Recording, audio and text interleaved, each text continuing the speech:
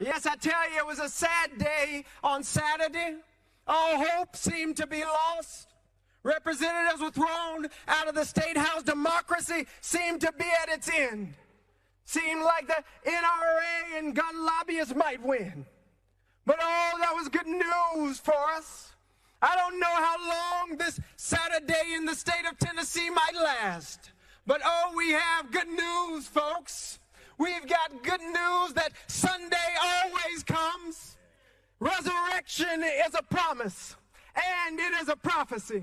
It's a prophecy that came out of the cotton fields. It's a prophecy that came out of the lynching tree. It's a prophecy that still lives in each and every one of us in order to make the state of Tennessee the place that it ought to be. And so I've still got hope because I know we are still here and we will never quit.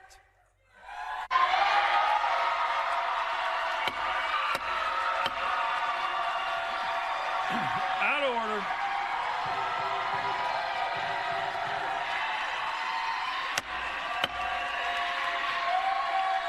Out of order.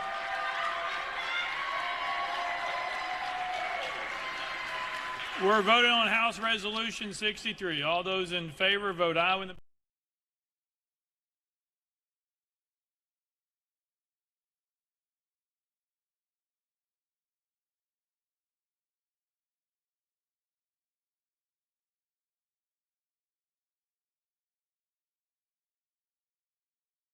Do you know that we owe Ukrainians reparations for building and defending this nation?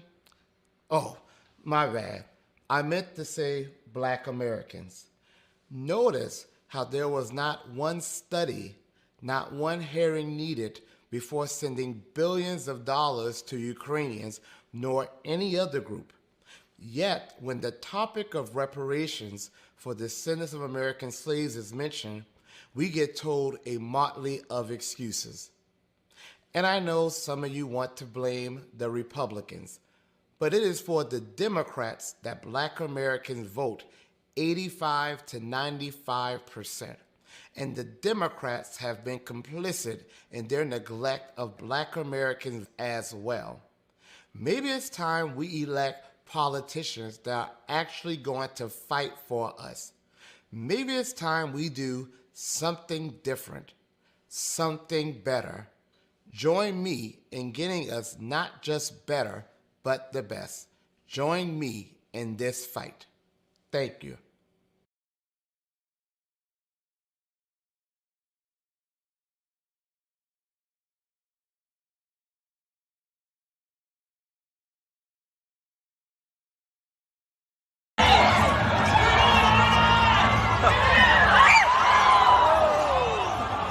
Lead us not into temptation, but deliver us.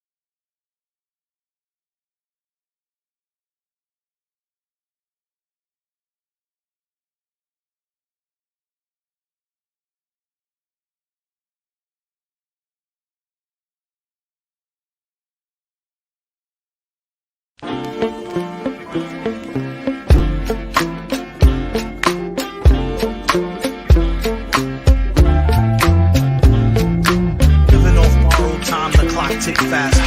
That'll be the hour they knock the slick blaster. Dick dastardly, a monthly with sick laughter. A gunfight and they come to cut the mix master. And living the true gods. Giving y'all nothing but the lick like two broads. Got more lyrics than the church got ooh lords. And they hold the mic at your attention like two swords. Or you the one with two blades on it. Hey you, don't touch the mic like it's AIDS on it.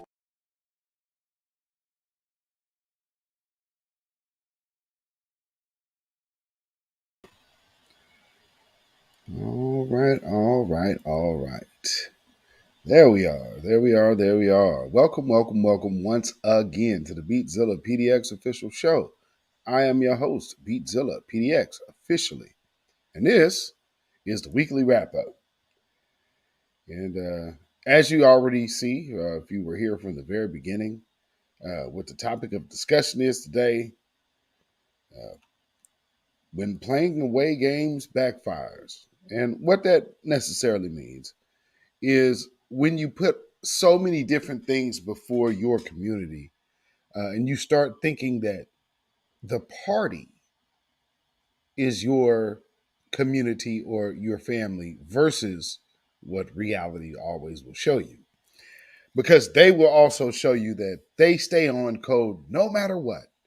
So regardless of party line, they stay on code.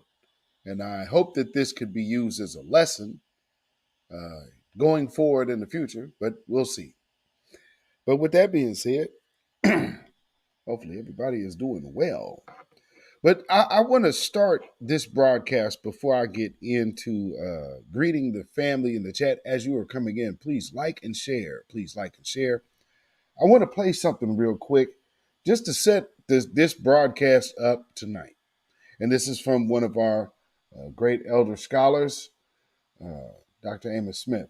I'm sorry, Dr. Amos Wilson. I'm saying that because there's some of us who think because we are receiving certain rewards from this system, that these rewards will continue forever. But you have to recognize rewards are a mean of control as much as punishment. We talk about it in psychology as what? Positive reinforcement. Yeah. Bribing. Yeah. So you give positive reinforcement, good salaries and what have you, good house and so forth, and all of a sudden those people who were gate rebels in the 1960s become neoconservatives in the 1980s and say, you know, they got the good life, they bought the idea, they think that this is going to go on forever. Have not studied the manipulation through reward.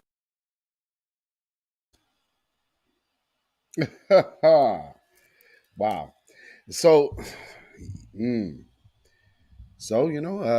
is kind of what we're going to address today, because there is a generation, obviously, as you see these brothers down here in Tennessee, are younger generation, but groomed up in a certain manner of doing things that still has proven to not be beneficial to our community as a whole.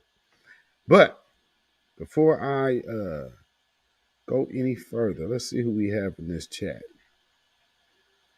Let's see. Judah Queen in the house. Welcome. Key Prince in the house. Welcome. One of our members. Aboriginal Woman in the house. Welcome. Maxwell Jenkins in the house. And Dark Skinned Brother, who is now also a moderator as well as a member. And of course, you could become a member if you would like to by hitting the join button.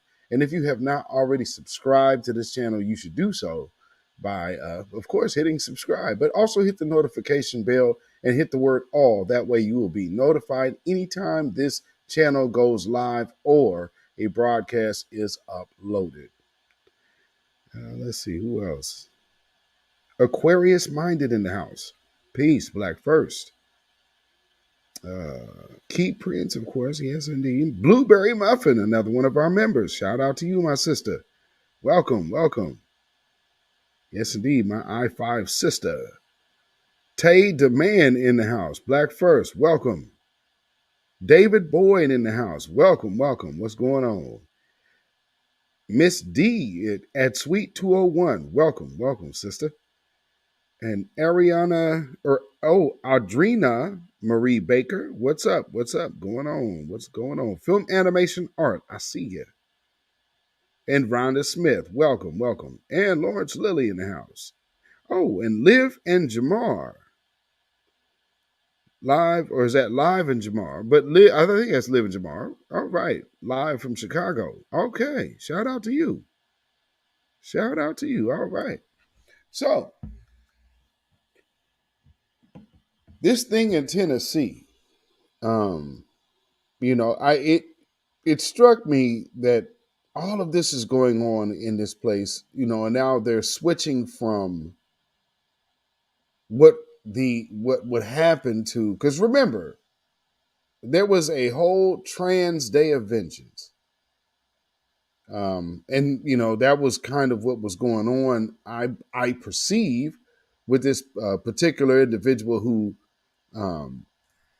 shot up that Catholic school or Christian school, and they have taken this opportunity to definitely smokescreen the conversation away from what that was about.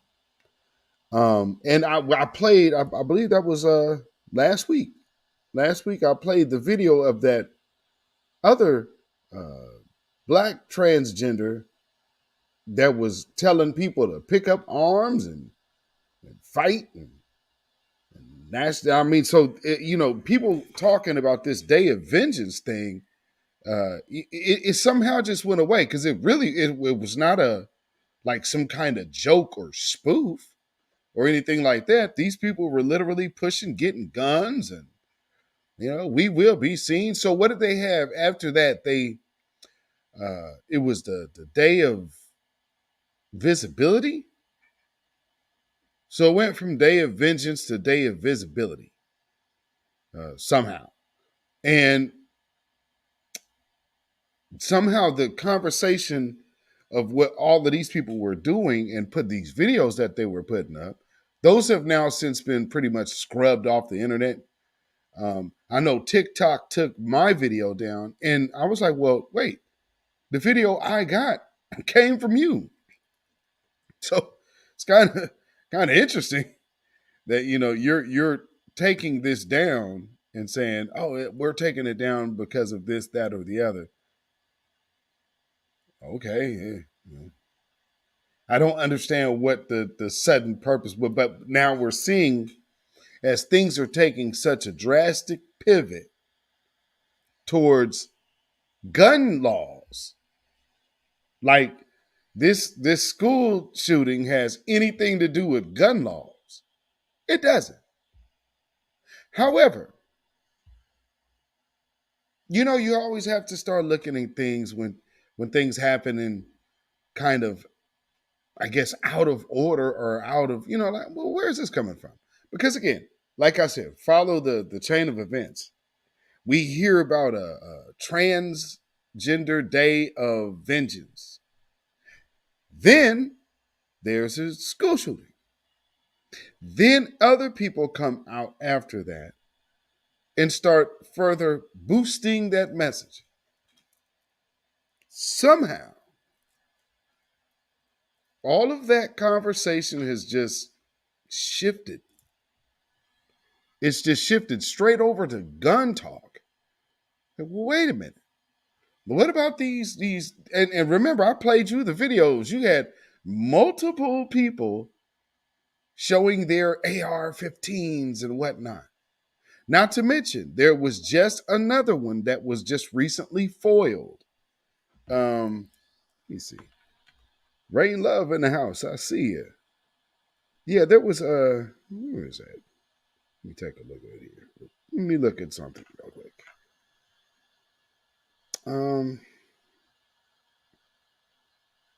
Let's see.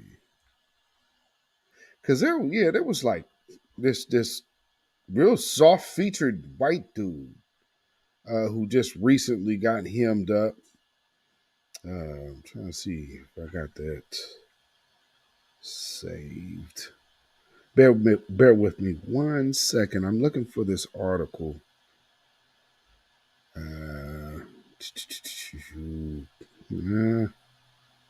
Hopefully I come across it soon. But you know what? As I'm looking for this article, I want you to just understand there's kind of like three different agendas going on at once. And they're about to push a fourth one in there over this abortion pill. Ah, there it is. Let's see. Yes. William Whitworth. That's his name. William Whitworth. William Whitworth, aged 19, arrested for allegedly planning a mass shooting at former Colorado middle school. So he's not even going to the high school. He's going to the middle school. This says Colorado authorities thwarted a possible middle school shooting after they arrested former student who was allegedly planning a massacre inside the building. William Whitworth, who prosecutors say identifies as Lily,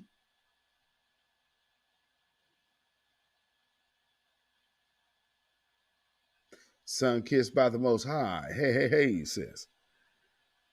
So no, I mean, am I overreaching to just see the comparison to the successful shooting in Nashville and then this foiled one here? I just so happen, I mean,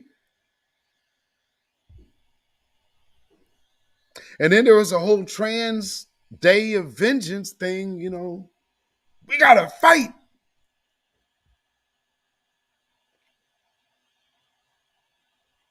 I just can't help but notice how all of this is being downplayed, and now all of a sudden we're talking about guns. Guns? Hey, does anybody want to talk about this? I mean, there's RICO cases flying everywhere for rappers. What's going on here? Does anybody want to address this? I mean, it seems like there's a pattern going on when here's another 19-year-old, and this one is identifying as Lily.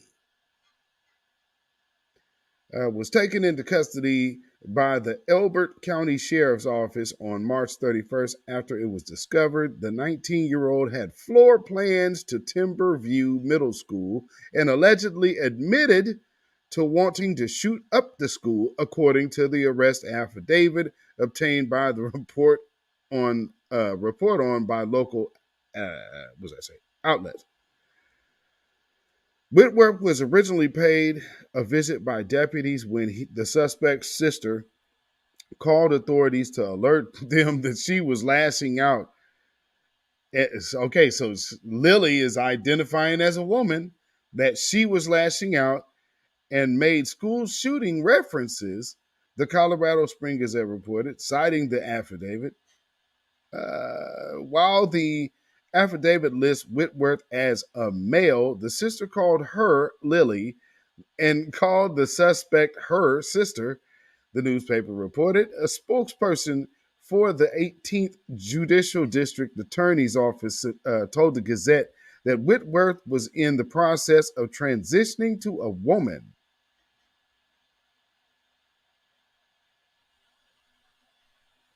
The planned school shooting was allegedly in the works for a month or two, Whitworth told sheriff's investigators.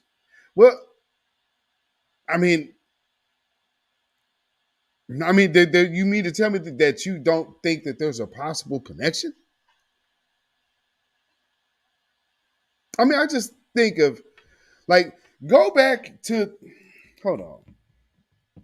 Y'all remember the video, because this is what I knew something was up when I saw all of the overload of footage coming out from the body cameras. I'm like, wait a minute. This is so much information coming out about this now. Why is it like I've never seen this before? Now it's starting to make sense. Because, see, they showed you one thing for certain. They gunned down this individual that could admit to a plan or a group conspiracy. Now, if people knew that this was going on, and I mean, I don't know, stranger things have happened. It just seems to me like, y'all made sure to air all of this video, making sure you see they rushed in and aired his ass out. Is it that you needed to make sure that he wasn't around to talk no more? It almost looks, I mean, do you understand what I mean? Like, some people could look at it like, oh, well, they didn't want to look like the Uvalde cops or all these other school cops who were cowardly. Yeah, they damn sure didn't look like that. I mean, they went in there straight up, blah, blah, blah, blah, blah, blah, blah, blah, blah, blah, blah. I'm like, oh, wow, okay, well, I've never known for the body cam footage to be offered up that quick and easy. And I'm talking about they gave you every body camera that entered into that building. They didn't just give you one angle. They flooded the internet with all of them body cameras. Damn, that's different. You know what I'm saying? Like, yeah, that's new. One who cares in the house. I see it. Shout out to you. Yeah. So, Lily here. Where'd that go? Where did it? I don't understand. Hold on, bear with me real quick. What are you doing here? Okay, so wait. Because it goes into a little more. Let's see. Part of the alleged plan also included listing firearms and how to 3D print them and writing out a manifesto, the television station reported. The manifesto reportedly had the names of mass shooters and political commentators. Does that ring a bell?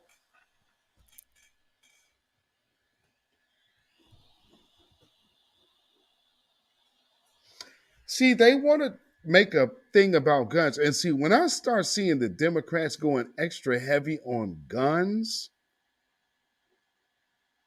I'm like, well, behind this situation, there's a deeper issue going on. I've been talking about that here for a while. All of these people that you normally see doing this, they're always saying the same exact thing. Kind of reminds you of the people who subscribe to that Sanction novel series by old Roman McCrae. What is it? It's Ian McLeod, and his writer name Roman McCrae. Yeah, they subscribe. There's a lot that is like a kind of a Bible for white supremacists. And that's a lot of white identity extremists. So, it's something to, if you were worrying about something growing and manifesting, especially in children this young. Oh, another thing that tends to go along with this too is devil worship. While the middle school was her main target, Prairie Hill Elementary and Pine Creek High School were also potential targets, all part of the Academy School District 20, according to the affidavit. Whitworth was only at 3 District 20 schools, including Prairie Hills and Timberview, for about 9 months combined. According to reports, she is facing 2 counts of first-degree criminal attempt to commit murder, criminal mischief, menacing and interference with educational institutions. And the 18th jurisdictional or judicial, I'm sorry, 18th Judicial District Attorney's Office said in the news release. So they're going to hit this lady with, they're throwing a book at this one. But we'll see. We'll see how that plays out. Let's see how this plays out in the long run. Because this sounds good, but we'll see if something don't, some technicalities or something. Because this person actually did not harm anyone, but they damn sure were planning on it. Bond was set at $75,000 with a hearing set for May 5th. So Cinco de Mayo.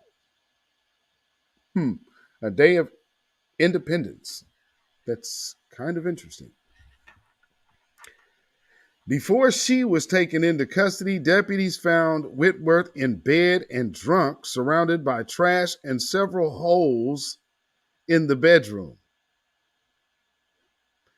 Authorities additionally found instructions on how to build bombs inside her room. No firearms were found in the suspect's home. Okay. So look at that part. No, so this person doesn't even have firearms. But they're going through the planning phase of going and carrying these things out. Doesn't that say that it's not the guns, but it is their society? Isn't that a societal issue? That's a cultural issue over there, isn't it? Now, unfortunately, we see, you got some young brothers out there that were politicians and here's one thing for me. I know a lot of people say, well, why don't you do this? And you should just run and this and this. Let's be real here. People that end up in these positions, they're groomed to be here. So it's not a mistake that these young dudes was here. They didn't just fall out the sky and became a candidate. I'll tell you, you know how you're a real true grassroots candidate? If you get resistance. Because you're disturbing the natural order of do-nothings. When you see these people and everybody's coming out to their rescue, come on, man. Come on. You got to know. Oh, no. Something is off. So let me play another clip from these two brothers that they lost their jobs. Now, all three, it was them and the white woman. The white woman didn't lose her job, but, they kicked these two out. But check this out. So today, we are brought to here where members are responding in the most extreme measure, not because of what we did, but because by breaking the quorum, we broke the glass of your false power for the world to see. We broke the glass of this chamber that someone called sacred. One of the members on the other side of the aisle was in tears and said, I've never seen such a breach of this sacred chamber. And I thought to myself, that representative has obviously never read history. Because is it in this chamber, if you walk around this Capitol, you'll see bullet holes when representatives got into conflict. You'll see duels take place on this House floor, debating whether people like me should be treated like equal citizens under law. This is not a temple. This is a place where we're supposed to wrestle for our democracy and wrestle ideas and give voice to 78,000 constituents each of us represents.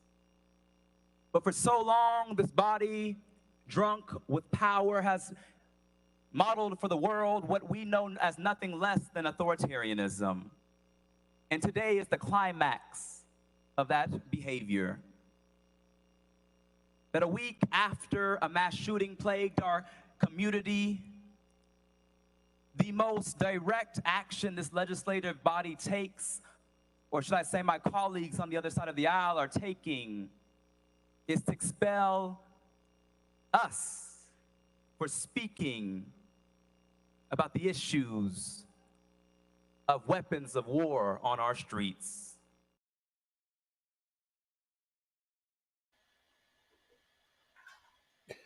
But see, no, that was not the issue.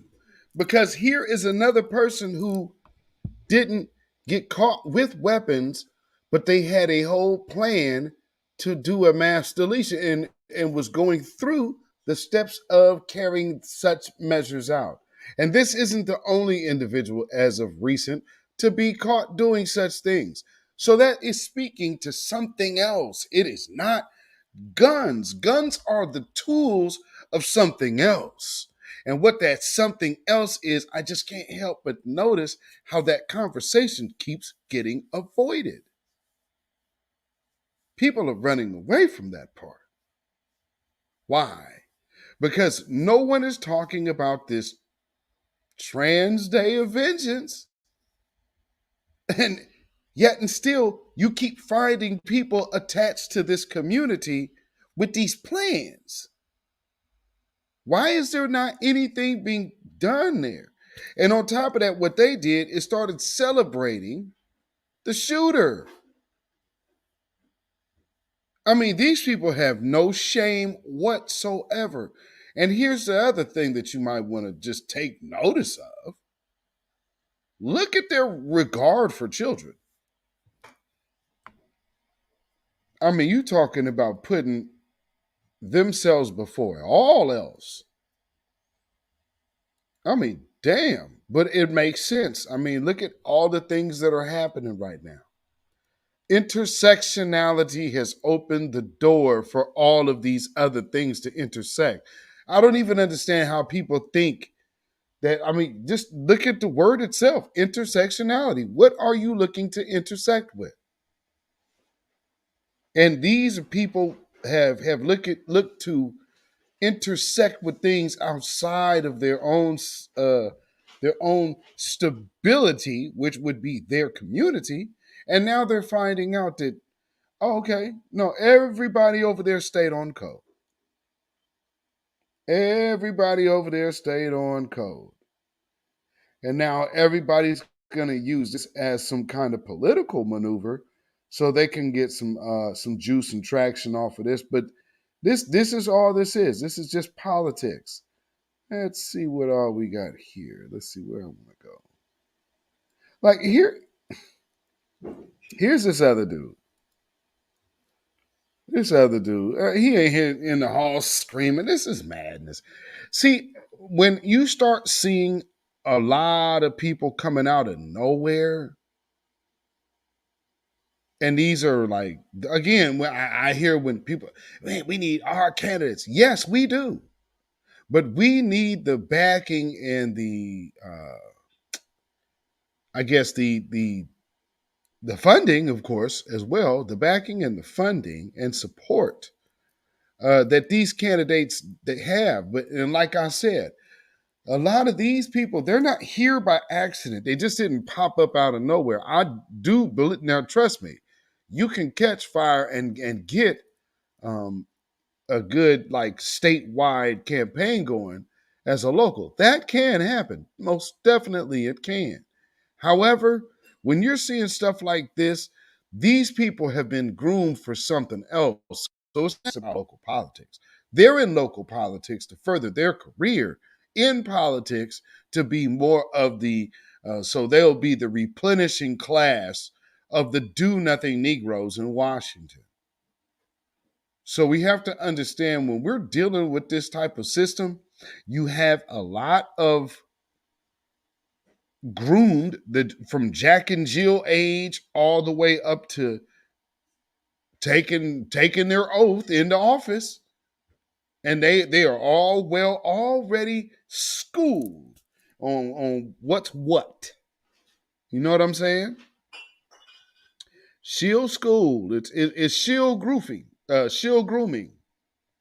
You know, that whole Jack and Jill, all of that societal stuff that you see when as youngsters, that you're getting groomed up into something. And so they'll pick and choose their, like Stacey Abrams and all of those people. Like, remember the video, that old video of Stacey Abrams talking like in the 90s?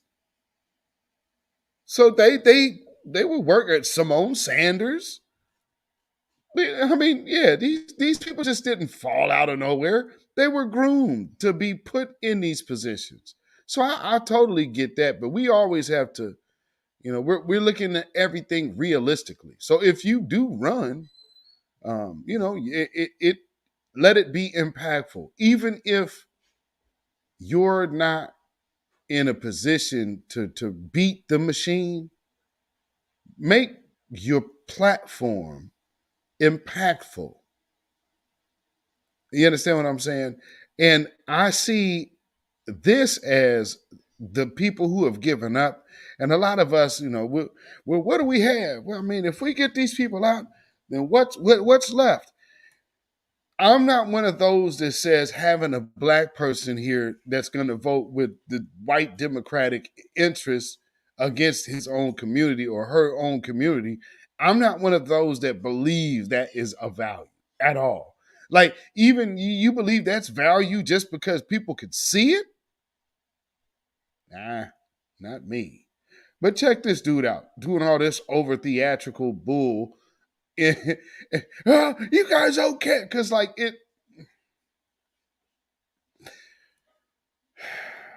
who are they trying to disarm? So all this gun stuff, they're not going after the problem because they're not mentioning all of the, especially these would-be, like the would-be trans woman school shooter here. And then the successful trans woman school shooter that now you're talking about guns. What's going on with the mind and the psyche of these individuals? But look at this dude. They're all cowards. They won't do anything to save the lives of our children at all. Cowards. Pressure them. Force them to respond to the question, why the hell won't you do anything to save America's children? And let them explain that all the way up until election day on 2024. Let them explain it all the way up to election day on 2024. They're freaking cowards. They're gutless. They're not here. I'm talking about gun violence. You know, there's never been I'm talking about gun violence. in a school that allows teachers to carry. Oh my God. Carry guns? You think more guns lead to more death? More guns lead to more death. Look at the data. You're not looking at any data. You're carrying the water for the gun lobby. Look at the data. More guns lead to more deaths. States that have open carry laws have more death. States that have open carry laws have more death. Are you listening to what I'm saying? Calm down. Children are dying. 9-year-old children. The solution is not arming teachers. Have you ever worked in a school? Have you ever worked in a school? Have you ever worked in a school? Have you ever worked in a school? It's a yes or no question. Have you ever worked in a school? You will not answer my question. Don't stop and talk to me. Okay.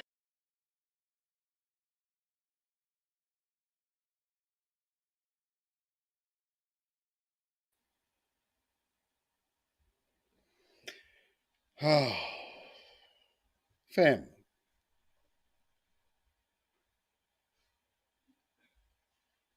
And the cameras are right there to catch it all. I mean, come on, man.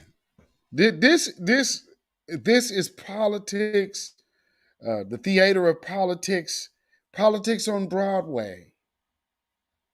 I mean, good grief. You're not looking at the data. The data? Yeah, that sounds familiar. But I mean, I'm just saying, you're not looking at the... Come on, dude. Really? Guns?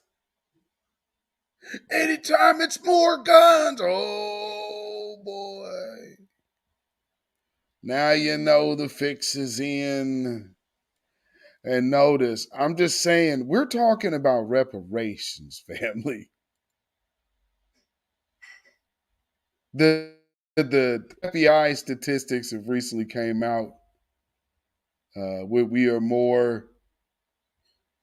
we're so out. We're so grossly, staggeringly above everybody else's numbers as being victims of hate crimes here in America.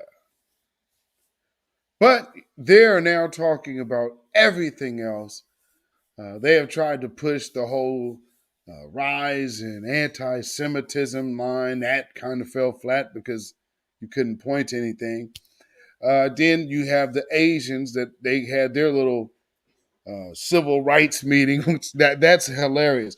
It's a civil rights meeting, and then you got this Asian racist woman, anti-black racist bigot, Diane Yap, up there trying to blame black folks for all the crimes that really are perpetrated by white people against Asians, but wanted to bring in some study that comes from nowhere, and as liars do. And here's the other thing: they're trying to make black folks the face now of the gun control conversation. We'll have these individuals, as I've shown you in my last broadcast, these Pan-Africanists, these groups. Here's the underlining agenda of Pan-Africanism is that Skittles bag agenda. Because now they're just solely on board with whatever's being pushed. That is the agenda.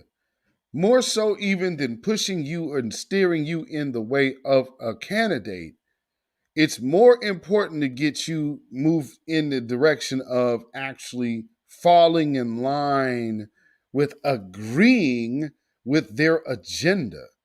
So now all of a sudden they're going to start making black folks the face of like anti-guns. Yeah, because man, all our guns, I mean, we have guns. Hey, man, it's just trouble. And I mean, I don't really feel safe around them guns. I mean, because when black people have guns, that's always more trouble. We just need to put the guns away.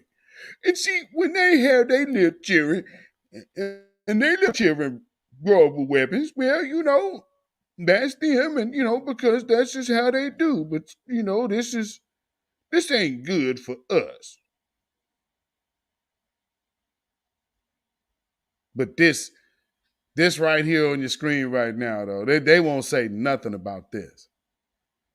I can't stand, and not, mind you, it's not our community that was doing these school deletions and planning these. That's these children you see on the screen. It's from this community. Not also to be forgotten, they grow up to be January 6ers.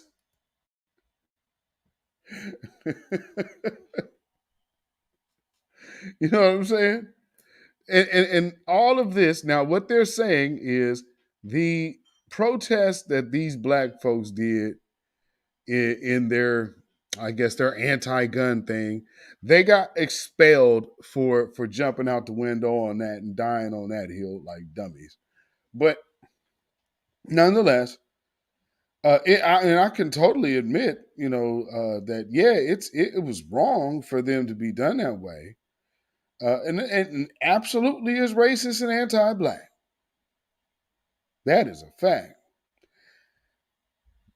But that's kind of what happens when you start moseying and on over into here and these other groups into that acceptance type of mind state. And, then reality sets in and, yeah, because, the co-organizer that was with y'all, she still kept her position.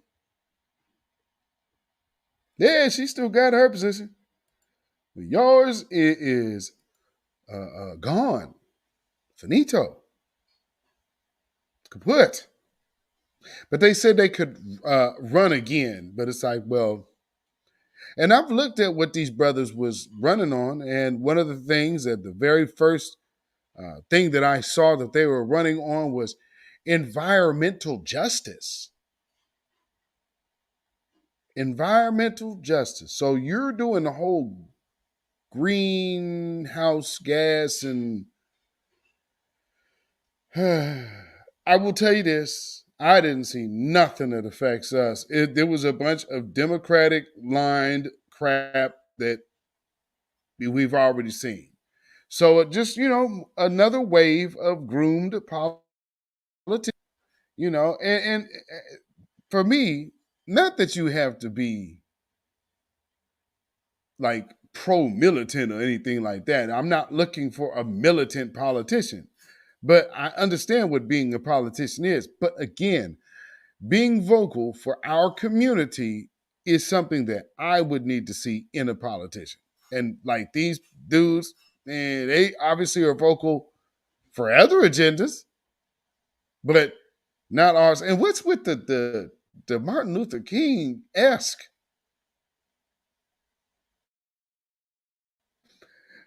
This is like prophecy. If you read the good book, what's going on here? Family, and see, we need less of that and more of this. Some of you say, but it's not the white man, it's just the system. It's not the white man, it's the system. If we can change the system, we gotta change the system. You sound like a fool. It's not the white man, it's the system. That's just like saying, it's the spider web. It's not the spider. It's the spider web. It's not the spider. And you work to tear down the spider web, but you leave the white spider, and the white spider will weave another spider web if you tear down the spider web that's in front of you. You haven't stopped the system. You haven't stopped the spider web until you deal with the spider, until you deal with this no good beast, until you deal with this bastard, this cracker, until you deal with this.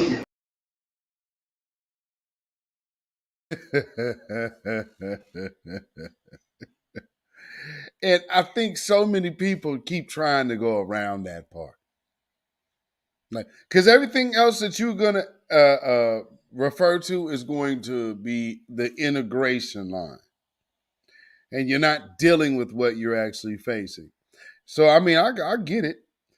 But also with that being said, everybody has different lanes.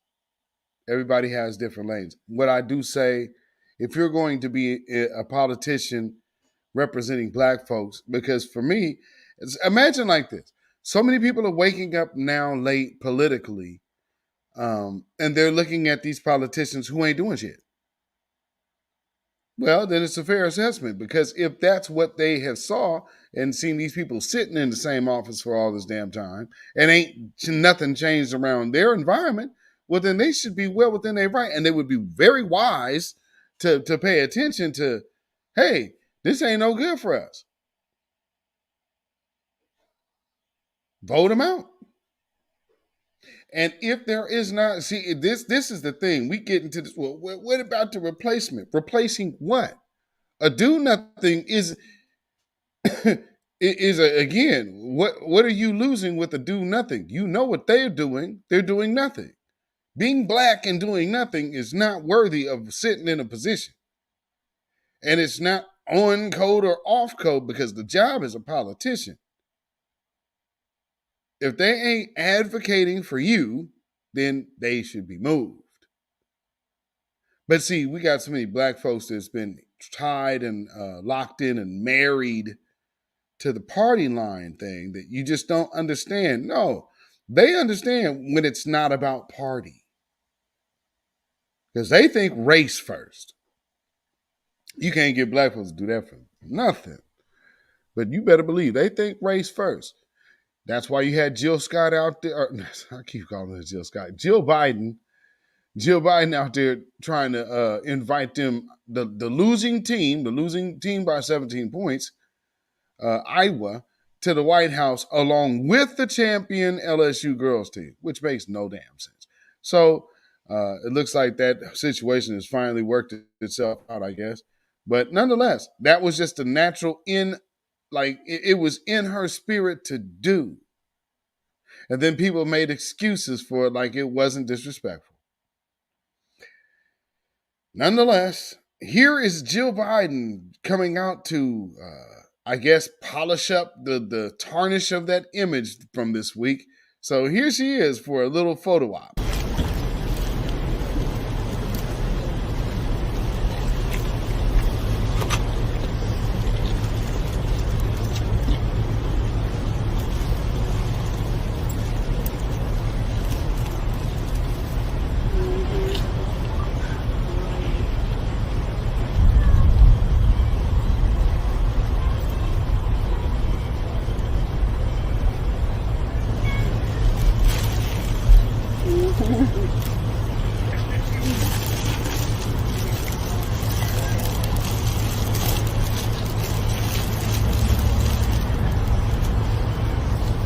We still fight.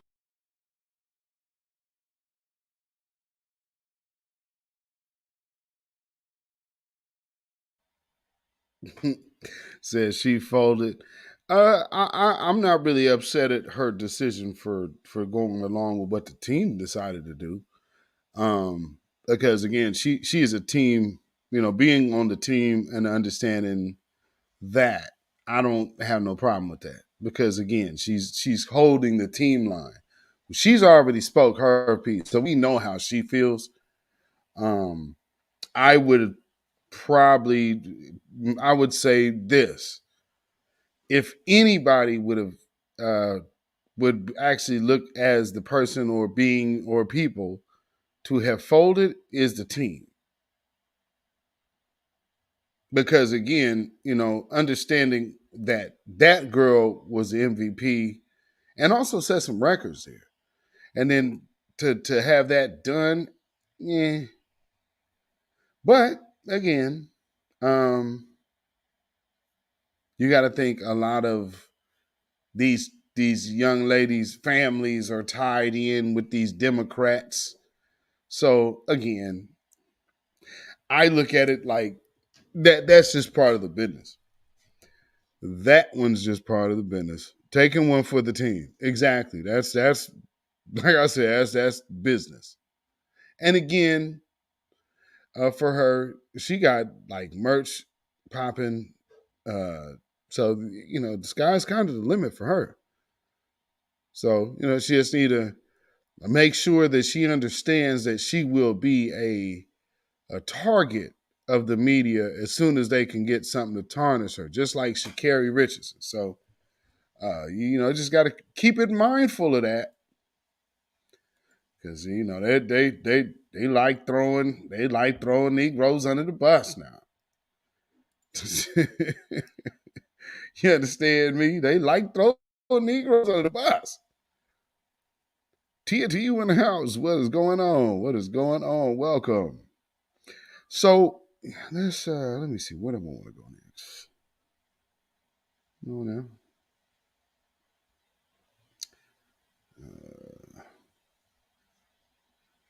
Okay. All right. Bear with me 1 second. Okay. That was weird. So,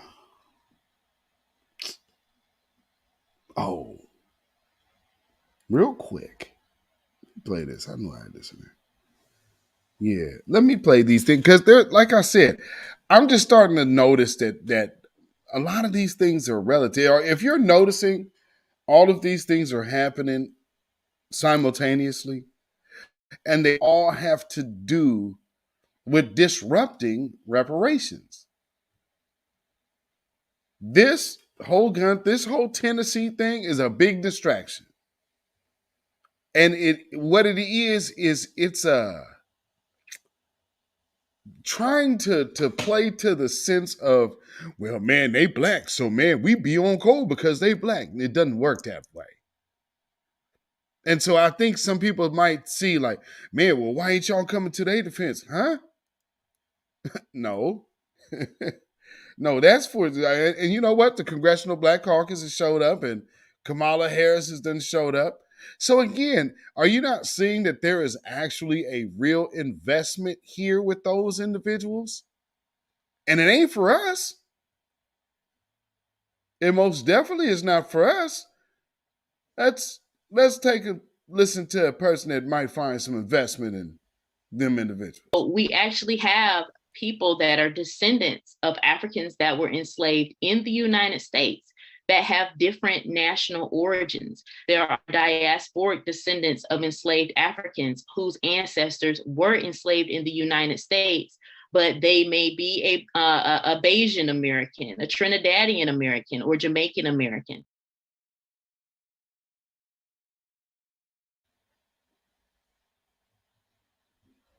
Right, dark skinned brother? They've already been doing that. If you look up the hashtag reparations, you'll start seeing a lot of different groups, especially the trans community. So they have been trying to find ways of weaseling in to that conversation. And right now, I believe they found their way in. And it's been through Pan-Africanism. Like I said, notice the things the Pan-Africanists ain't talking about. They are not at all talking against Ukraine. Can't help but notice that. This one, the one I just played you, she in particular, her little organization was pushing the jab very, very, very, very heavy. Now, here's another one. In this video I've seen that really kind of sparked my interest. And, every time I hear this woman speak, it's like, okay, just count down to hypocrisy. Check it out. We say that unity is not uniformity. That we don't all have to get along in every way or believe in the same exact process. You will not catch me going back and forth online with people who look like me, who claim to be a part of this movement. Create Black Lives Matter profiles, and they use it to tell people not to show up at the polls at all. They use it against us. With all that we're dealing with, Black trans women being killed, we don't have time to fight one another. That is too much work for us, brothers and sisters. Unity, unity, unity.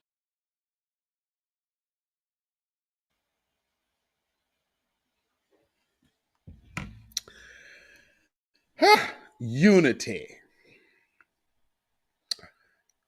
You catching that line? And it's you I hope you're noticing the pivots. I hope you guys are catching those pivots. It's like, how do we keep getting talking about something else? How is that happening? I mean, man, you just can't help but notice. Damn, watch for the pivots. Yeah, unity. Got to get that unity. That's right. Oh, Lord. Let's see. Where's this other video at here? We gotta. Oh, Keith Olbermann actually chimed in too. That was something that was very interesting. I don't know why he did that, but he did. Let's see, let me get this in here. Okay, so there's so much going on with this little politics thing out there in Tennessee. And on top of that, funny thing about it is, this is, of course, April, which is the white supremacist holy month. So you're, it's like, oh, wow, interesting timing with this, huh? Damn. Now let's just hear some more. Now I'm just saying, I don't know what people's platforms have been in the past. I just went and looked and see what they were about today. And doesn't seem like it's really much about foundational Black Americans in these people's plans. Not really certain if these two are actually FBA anyway, but there ain't no Black, initiative and I'm like, and see, here's my thing too. Like, does this brother, the one brother, normally wear an afro? Or is this one of those things like the Bill Cosby case where you had the old girl coming out with the with the big afro and the bone choker? The bone bead choker. Look at a hot, crazy mess. But here's another little clip from this debacle down there. We said we want a ban on assault weapons. They said we're going to assault democracy. Yeah. Shameful. Shameful. And it's so critical. When these kinds of things are happening in this state, we are marching into fascism with a supermajority that has proven that absolute power corrupts absolutely. And those people don't realize that what happened today is that they cemented their legacy on the wrong side of history. That when their grandchildren read about them, they will be ashamed to say that Speaker Cameron Sexton was their relative. They'll be ashamed. Sometimes to get from the periphery in the back of the house, you got to go to the well of democracy and demand that democracy be true for everybody, not just for rich white men in suits, not just for rich white people who got these positions of power perpetuating the status quo, not just those who are being supported by the NRA and gun lobbyists and the Tennessee Firearms Association, not just them, they are the ones that just get a voice. It's the folks in our districts get a voice too. Started in this country were the people who believed in democracy the most, but who did not get the benefits of democracy at all. Still fought, still marched, still spoke up, still showed up, and never gave up.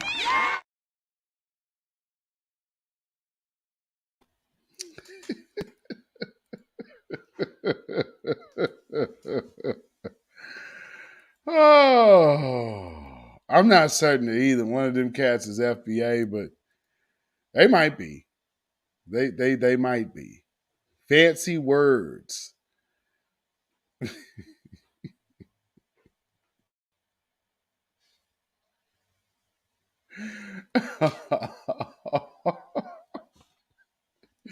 What's so funny to me is that the whole preachy Martin Luther King-esque, oh man, it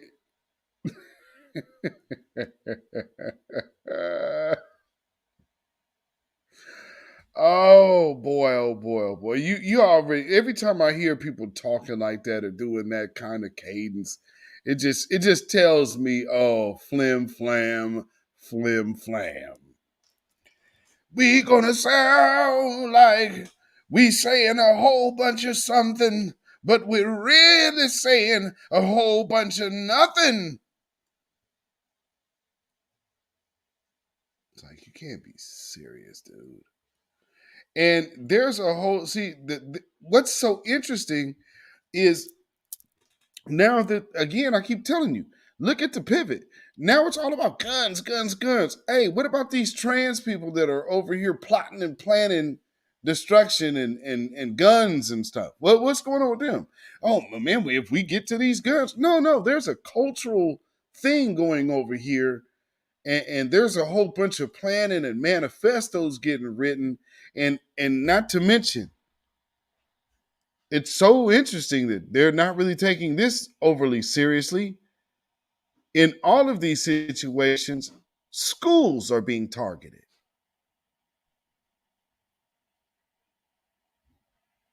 But it's not really, I guess, everybody will, well, these guns, man, boy, we got to do something about these guns. These guns are terrible, I tell you what. It's guns. See, if it's not about guns, then we just don't know what it's about. Now, just listen. Now, after they then expelled the two black dudes, the white woman, she got to skate. And so here's her, they caught up with, the white woman, I guess, that they felt is, when you be integrating and you think that you're so comfortable and you're all Democrats and, you're playing those away games because you wanted to play the integration thing and think, oh, well, I'm accepted because I'm in here and I done took my oath and I got a prestigious position. And yeah, he showed Joe Black ass what time it was in a flash. And here's your homie, still got her job.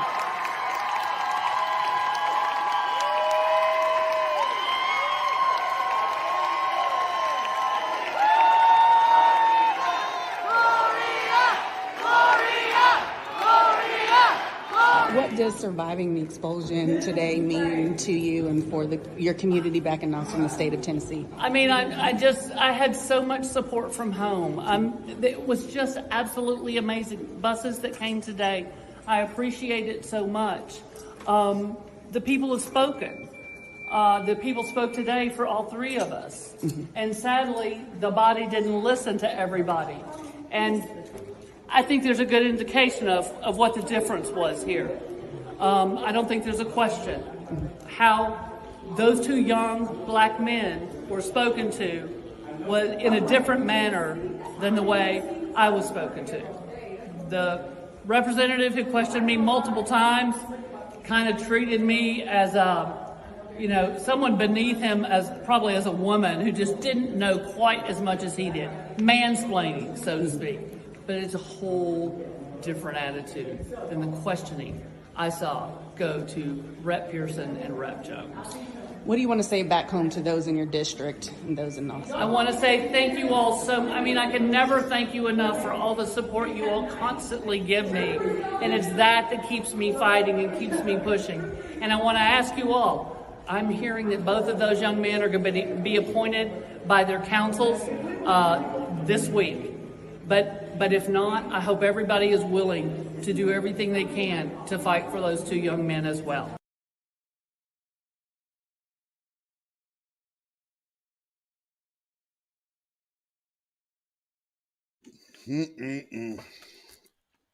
Lord. Now, she kept it real and kept it honest. And she told you that, they were obviously being treated differently. I mean, so we understand the implications but that's what white supremacy is. And with these type of situations, if you were actively addressing white supremacy as it is, for what it is, then you wouldn't be in these situations having to still talk about it like it's new. See, we've been saying over in the grassroots, we keep identifying the problem, and it's not being handled. When you have this overwhelming number of anti-black hate crime violence against against black folks, where we're the highest numbers in the country of victims. But all of the legislators, nobody's advocating for those black folks. Not the Congressional Black Caucus, not the Democrats. Joe Biden is silent. They're talking about law and order and police, not about protection. Black people aren't worth being protected as far as they go. And see, that's the problem. We have way too many people in our midst that acceptance mind state. You see it. Well, and I guess you figured as much as you sound like Martin Luther King, they'll just let that ride. Because, what is that? Yeah, and early Sunday, he ready to do his speech. Oh, let's see. What else do they have going on over there? Let me see. Where's it at? I think this is it. So they had these weird protests. Again, it's about guns. They had a weird protest here. These things are coordinated. And so there was a protest here. The kids walked out this week over guns. It's like, what? What the hell are you talking about? We haven't had nothing like that here. And this has nothing to do with guns. This whole gun effort is a big, huge smokescreen to hide the real Skittles connection into all of this terroristic violence. Because for all intents and purposes, they're moving as a terrorist cell. But now that they're finding every way to try to pivot away from what's actually what the problem really is. And here it is. Look at it.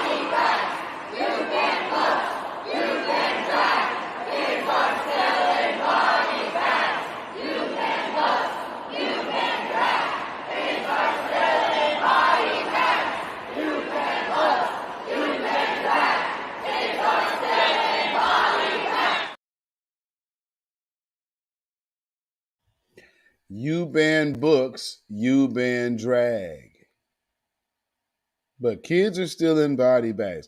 They're convoluting multiple issues here. However, in this situation, that ban drag part, you still keep having a bunch of these transgenders making manifestos targeting schools.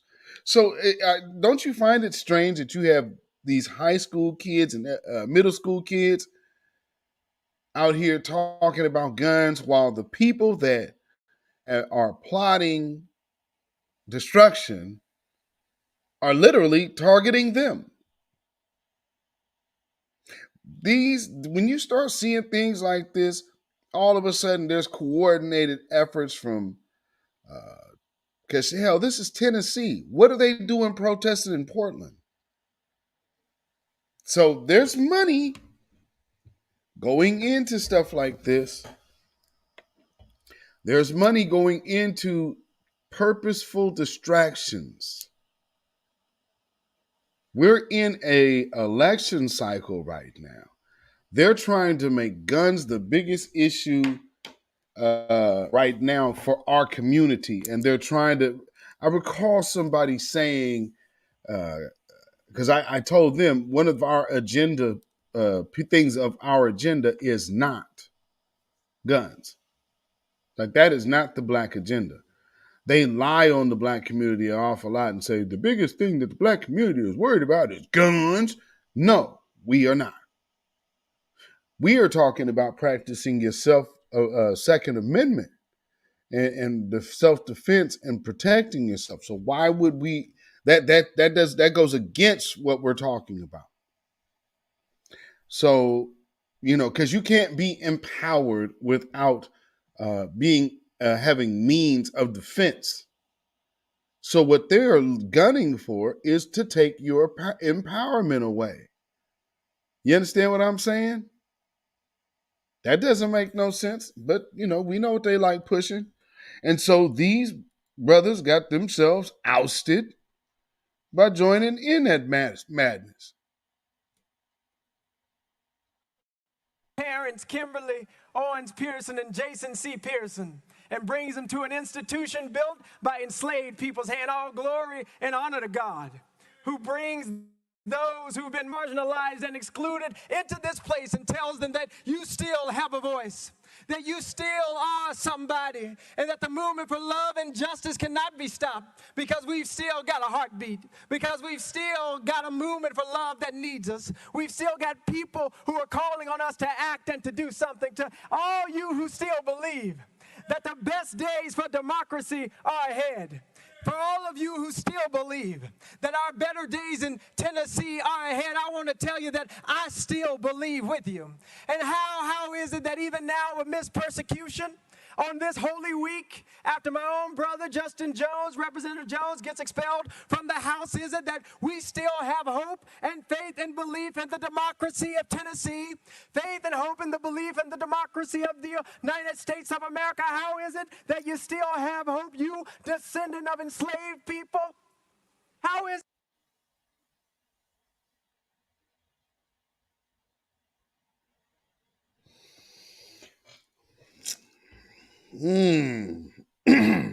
Descendant of enslaved people, huh?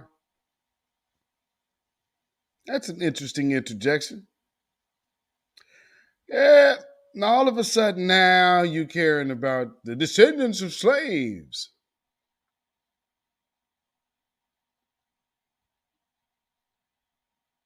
I commend these young brothers, and I am the one all day. The crackers in the South, these have too much ample access to these assault weapons. This has nothing to do with banning guns. This has nothing to do with banning guns? Yeah, it does, actually. And here's the problem when you start doing that. You start playing with the Constitution. Now, last time they played with the Constitution, what happened? You know how you got into this whole grooming situation? Just doing that. So altering the way that you define marriage. You have all of these things now. Now you have maps. See what you have to recognize and understand. They need to get you to concede to open the door. So what they're doing is playing on the worst fear of these guns.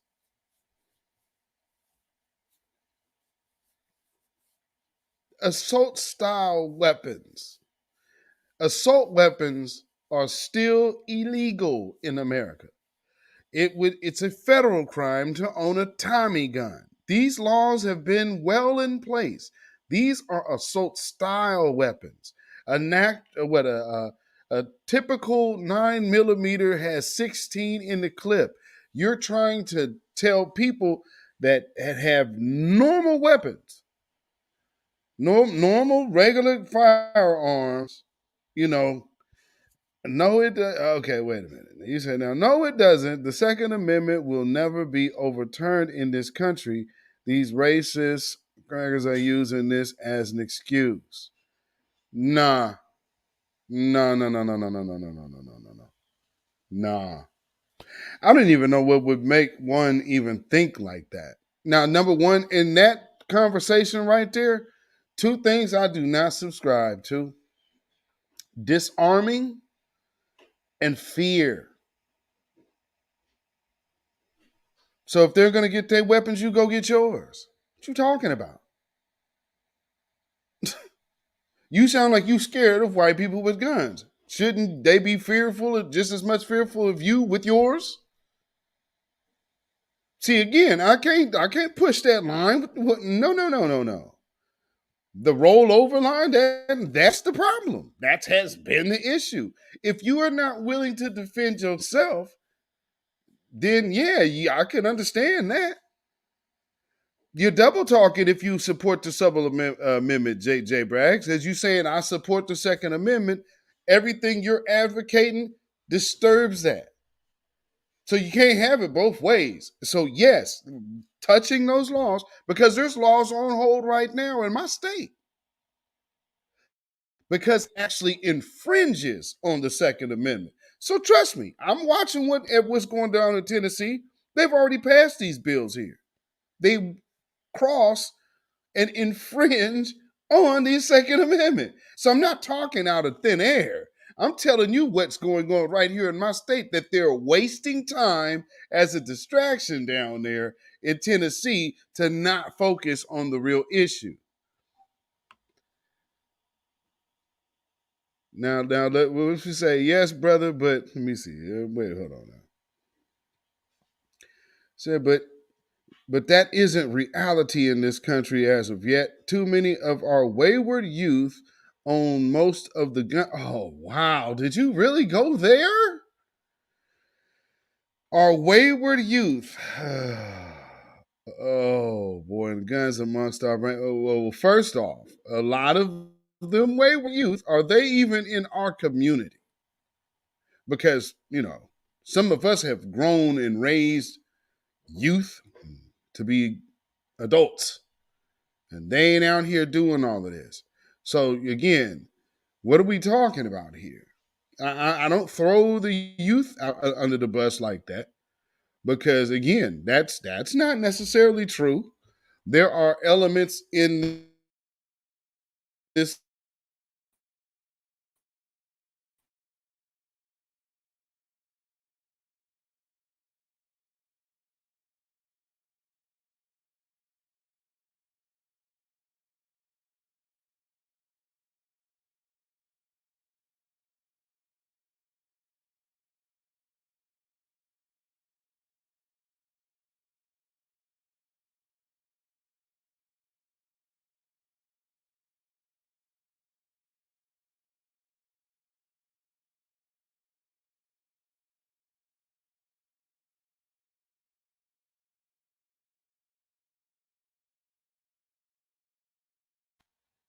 okay, that was weird. I don't know what the hell just happened.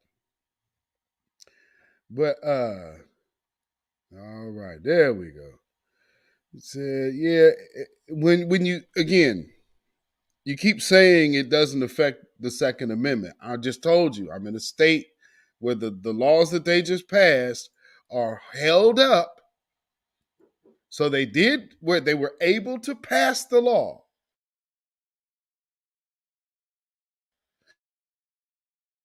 But they're held up because if this ends up going through and it being a Supreme Court, probably just kill waste of time that they've been doing. Because bottom line is, it infringes on the Second Amendment.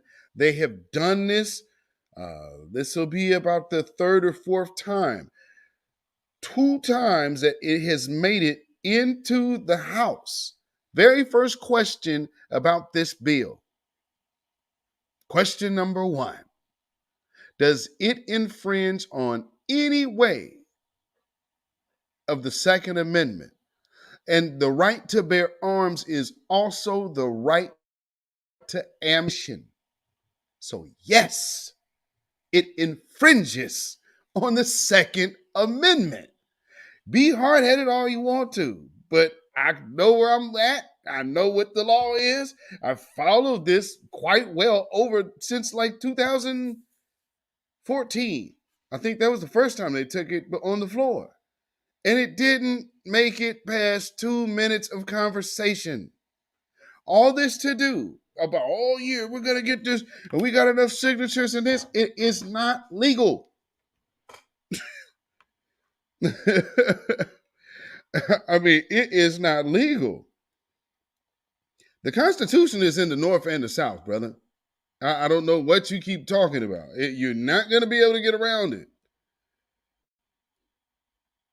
And again, Blueberry Muffin says, the bags up in Washington State, people legally own. The average dad and techie in Seattle stay strapped. Yeah, I can't turn around and start telling black folks to disarm. Okay, again, J Bags. What on earth makes you think that they are going to be enforcing these laws on white folks in the South?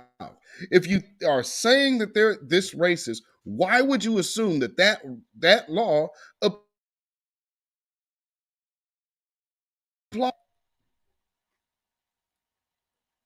Because you got to know that. If you can tell me how racist they are, well, we already know I'm white and I say so. So truth be told, this law really only going to apply to who?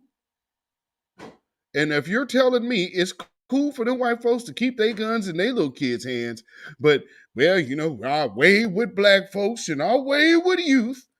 If that's where you at, I don't know what to tell you, brother. You know, but I don't know, brother. That's a little, you know, I'm starting to hear the banjos in the background, brother. But I mean, again, you know, because see, we're not addressing the issue. The issue is not guns. America was founded on guns. That's why it's the Second Amendment. So, you know, what you're looking to do is unravel constitutional situations. And it's already been done, proven to be disastrous. It's been proven to be harmful. And so, again, to keep looking to go in the directions that have proven to be no good. What good is it for these dudes to get themselves expelled protesting guns? Because again, we're going to protest guns, but then we are for the Second Amendment. How does that work? How does that make sense?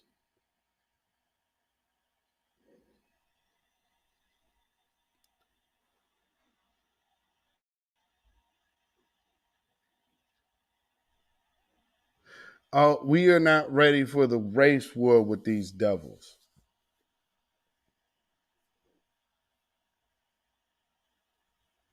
Not talking scared like that. That's a very defeated mind state, brother. And there, I get it. There are people from the South that feel that way. I got it. I just see things differently. Not saying that, when you say race war, you're already in a race war. War happens at many levels, many stages, and many phases. You are well within a race war right now. Here's the problem. Too many black folks will vote against their interest because you keep neglecting the fact that you are tied to a party that's aiding in the race war that's continuously against you. So if you, just like I'm saying, they're not ready for I could already see what position you were coming from. You scared of white folk. I'm the wrong man for that. But that's that talk. That's scared of white men. That's just scared of white folks talk. I got it. I don't subscribe to that shit. But I got it. I mean, yeah, you might tell you so. Oh, that ain't it. It is. Yeah. Yeah, no, it is. I didn't even have to look. I just now looked down because I knew that's what you were going to say. No, not at all. Yeah. Because you already just spent all that time saying that shit. Here's the point. That's what everybody just read everything you said. Yes, you scared of the white folks. Man, it's a different thing. I don't think we read. Yeah, I hear you. You scared. Good grief.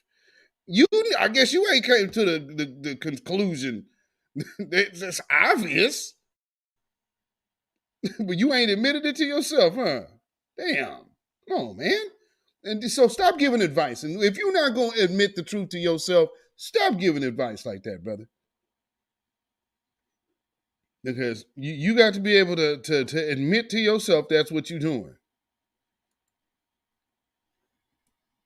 I don't feel, oh my Lord. See, again, family, and how many times have y'all heard this line that you seeing in the chat right now? How many times? I mean, it's you double speaking like a mug. Man, I ain't scared, but man, when white people get upset, I just don't know. Shit. Man, all these white people need guns. Man, what we gonna do with these white folks need guns? Man, oh Lord, no. Jesus.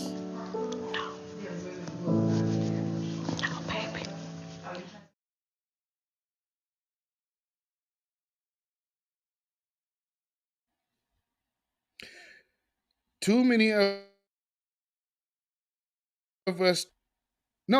of us are defeated. It ain't about no fear and no damn gun. No, your fear isn't in no gun. Your fear is in them people. And you up here trying to family, this is what it looks like. This is deep-seated fear. And like when you have the 1,000, they ready, and you'll see the ones, well, this might be too much work. Then the numbers start dwindling. This type of mentality is this might be one of the, right, when you're getting to the 300, this mentality right here will fall into that 500 category. So all this shit sounds good until push comes to shove. But I'm telling you for a fact, this right here, I don't care what way you slice it, that shit is based in fear in white folks. No matter how you slice it, bro. Reevaluate that shit, fam. For real. That you still have hope. Well, because you suspended these dudes. Even from the bottom of slave ships, my people didn't quit. Even in cotton fields and rice fields, my people didn't quit. Even when they were whipped and chained and told they had no name, my people didn't quit. Even when they incarcerated us, locked us up for a crack cocaine epidemic created by President Ronald Reagan to fund a war in South. Whoa. See, now you just said you commended them, brother. Did you see how they pivoted away from Joe Biden's bills, though? So you talking about crack, and then you don't identify the person who used crack as the vehicle. Number one, have you seen these guys? Oh, man, it's like they got Superman strength. That's Joe Biden talking. So you're commending these dudes who died on the Hill for guns, and then now they're mentioning crack and locking up our communities. If you go to their pages and go to their websites, none of the advocacy for none of that is on there. So now it's a matter of convenience to start talking black because they weren't policying black. They was on the Democrat line. So again, now the gun control thing, that whole gun thing, that's Democrats. He's trying to tie things in. We never quit. Mm-mm. Mm-mm. Mm-mm. No. And then on top of that, so he doesn't mention the fact that a Democrat White House is responsible for the devastation of those 3 strikes laws and those crack sentences. You're commending that. All right. Just, I'm just saying.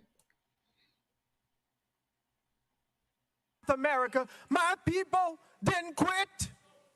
Even when they defunded our schools, separated us and called us colored and white, even when they put us on lynching trees in the state of Tennessee, specifically in Shelby County, my people didn't quit. Even now, as our own brothers and sisters lay to rest because of the failure of people in positions of power to do something. Because people are refusing to pass just laws to end the epidemic of gun violence in the state of Tennessee. My people have yet to quit. And so even now, amidst this vote, amidst this persecution, I remember the good news.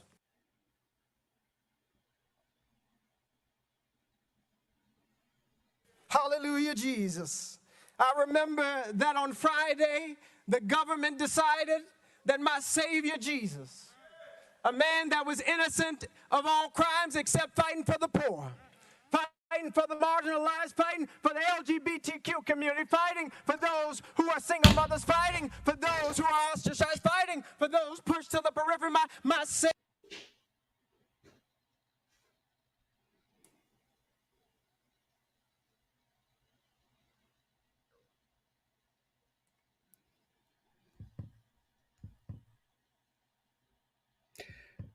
Now, Brother Jay, do you want to back off of that endorsement of this? You want to take that one back?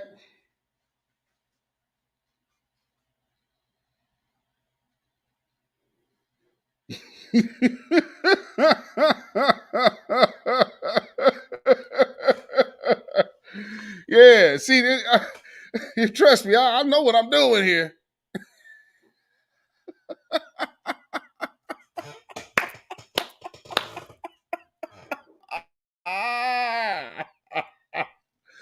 Oh, like I made, bro.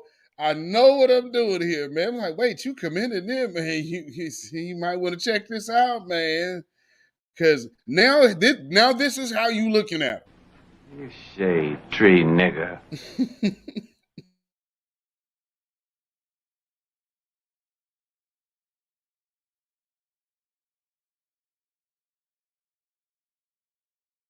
Same page. Now we on the same page with that now. Yeah, see, you see what I see now. You understand?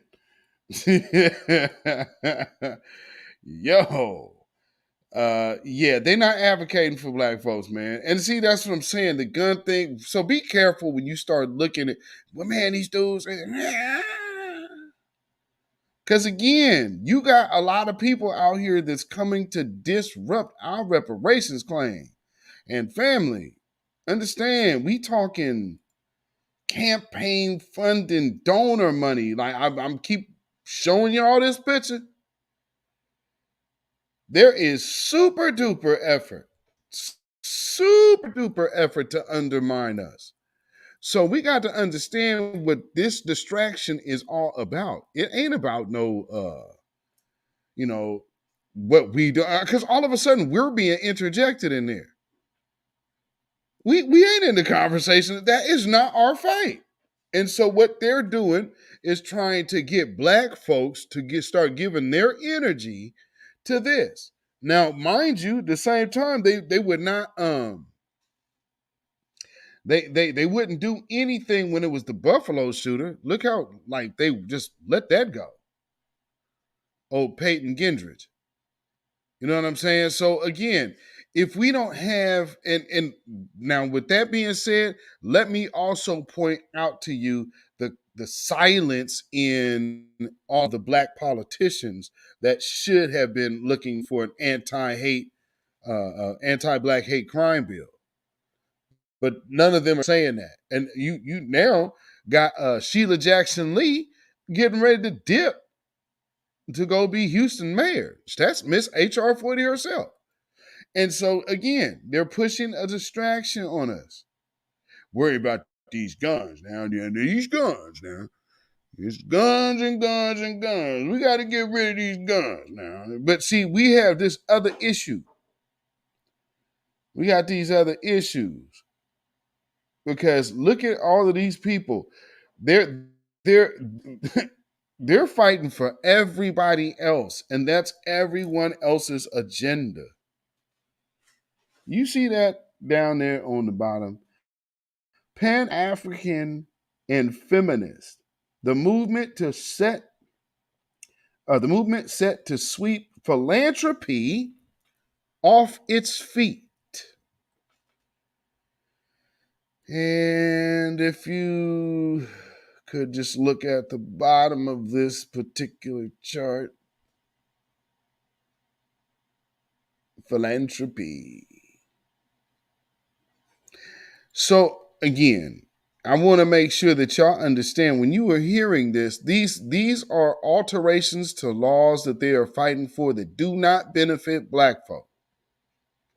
And if we're worried about black youth with guns, well, number one, they're criminals. So they're going to get guns anyway.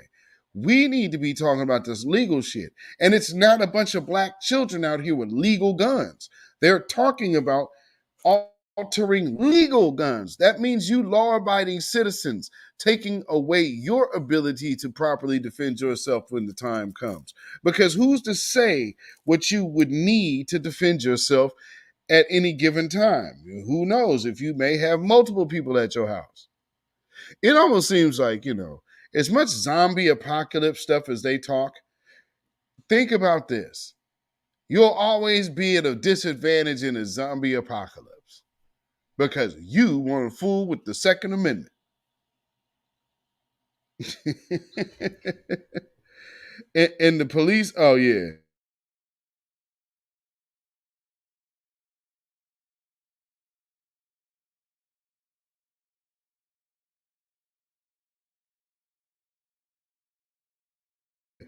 And a lot of the, even in my own city,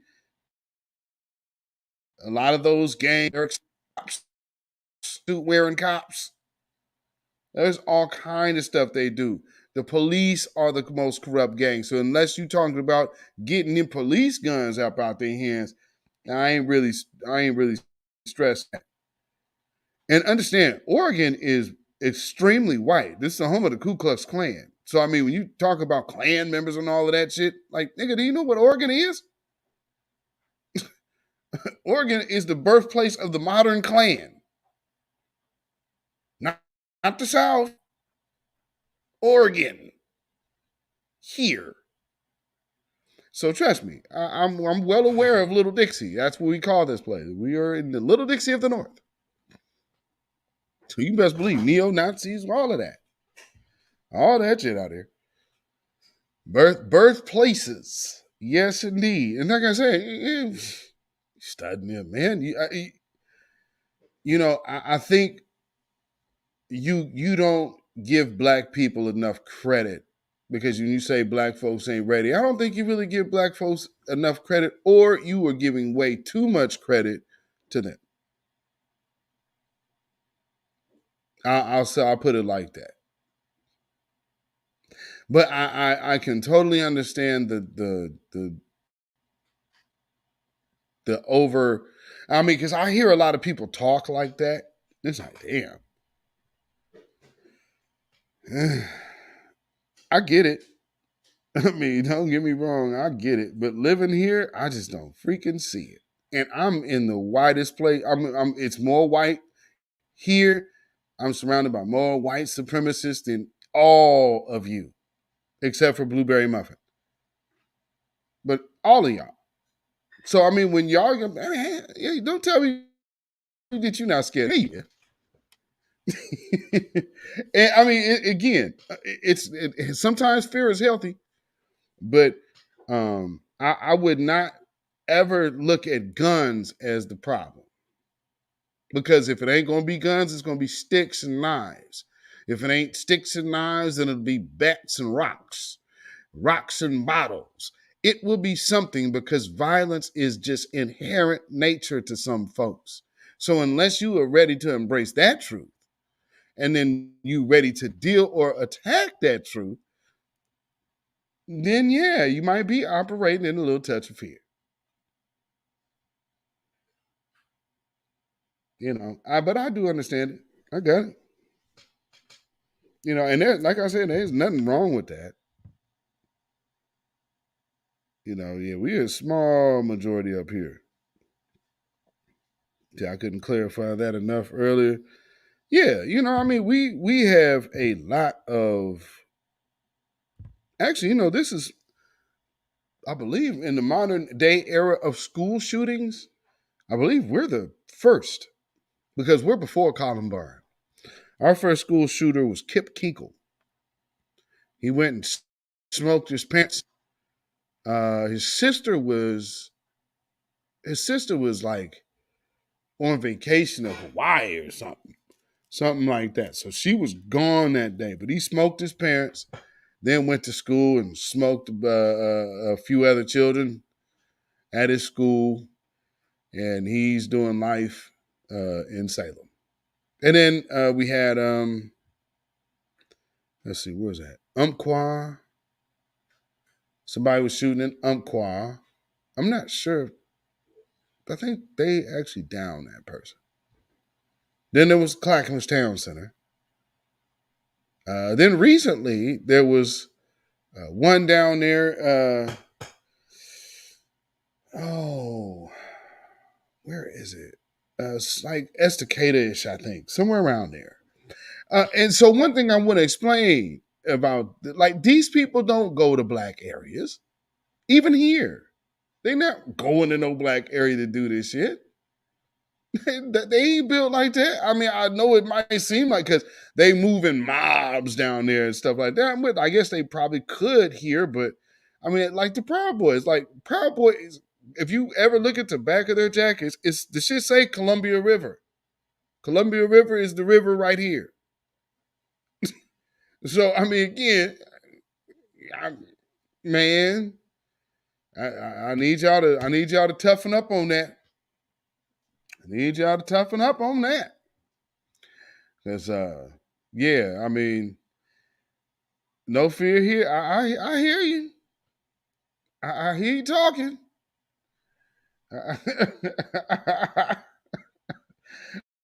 Unfortunately, though, I just don't believe it. I mean, again, man, from being here, I've seen I know how people who ain't fearing them talk, and that ain't it. Man, come on, bro. Come on, man. Come on. Now, let's see if we can get through more of his preaching. Savior, my black Jesus, he was lynched by the government on Friday. And they thought that all hope had been lost. All the outside, it rained and it thundered, and everybody said everything was over, and it was some black women who stood at the cross. It was some black women who watched what the government did to that boy named Jesus. They were witnesses, as you have been witnesses to what is happening in the state of Tennessee. They were witnesses to what was going on, and I got to tell you, it got quiet on Saturday. Yes, I tell you. Are we going to get to early one Sunday morning? Are we really fitting to get to it? Are we really fitting to do it? Family, I think we're going to get to bed early one Sunday morning. Oh, it's coming. It's coming, family. It was a sad day on Saturday. All hope seemed to be lost. Representatives were thrown out of the statehouse. Democracy seemed to be at its end. Seemed like the NRA and gun lobbyists might win. But oh, that was good news for us. I don't know how long this Saturday in the state of Tennessee might last. But oh, we have good news, folks. We've got good news that Sunday always comes. Resurrection is a promise, and it is a prophecy. It's a prophecy that came out of the cotton fields. It's a prophecy that came out of the lynching tree. It's a prophecy that still lives in each and every one of us in order to make the state of Tennessee the place that it ought to be. And so I've still got hope because I know we are still here and we will never quit.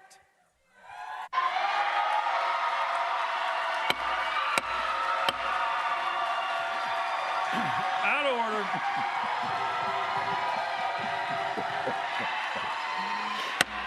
Oh. Out of order. Oh, that is painful. We're voting on House Resolution 63. All those in favor, vote aye when the bell rings. Those opposed, vote no. Has every member voted? Does any member wish to change their vote?